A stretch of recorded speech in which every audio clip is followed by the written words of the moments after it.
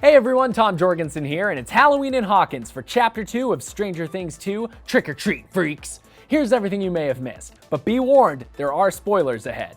As we saw in the first trailer for Stranger Things 2, the boys are going trick-or-treating as the Ghostbusters, and the iconic Ray Parker Jr. theme song plays a few times throughout the episode. While Lucas's mom takes photos of him in costume, his little sister Erica calls him a nerd, and she defends that assessment to her mother by saying just the facts, a phrase made famous by Dragnet.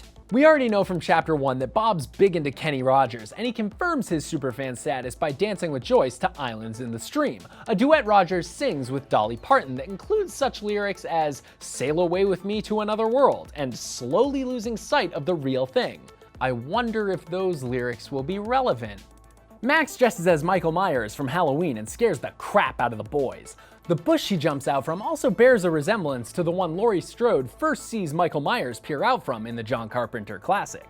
Speaking of Halloween, even though she doesn't get to go out and trick-or-treat, Eleven dons a homemade ghost costume very similar to one Michael Myers wears right before an iconic kill.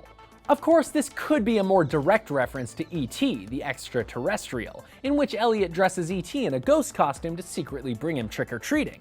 Hop smartly keeps her in for the night, but hey, at least she gets a chance to watch Frankenstein on TV.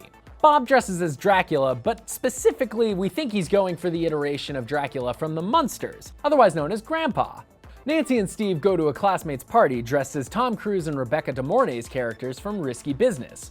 I wonder if Steve is jealous of Cruise, because Nancy has a poster of him on her wall. At that party, they run into Billy and Tommy, Steve's ex-friend from Season 1. Tommy's dressed as Johnny from The Karate Kid. Billy's dressed as Billy Idol, Sexy Terminator, I don't know. But what I do know is that's all the Halloween costumes in Chapter 2. Stop commenting, stop tweeting me, I know there's more. Here we go.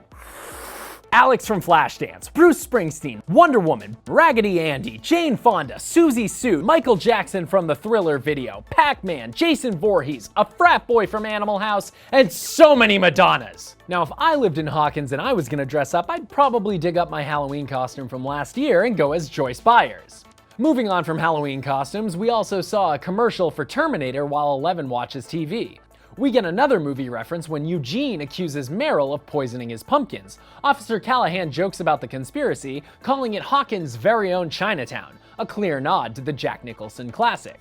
During a flashback, Mike's dad promises that the Wheelers will keep their contact with Eleven secret, saying that we're all patriots in this house. This is just one of many ways Stranger Things 2 explains how the events in Hawkins the year prior didn't become national news. After hiding out in the woods for a while, Eleven finds the Eggos Hopper left in a box for her at the end of Season 1. While in her room at Hopper's cabin, Eleven recreates the experience of being in the sensory deprivation chamber from Season 1 by blindfolding herself and turning up the volume on her TV.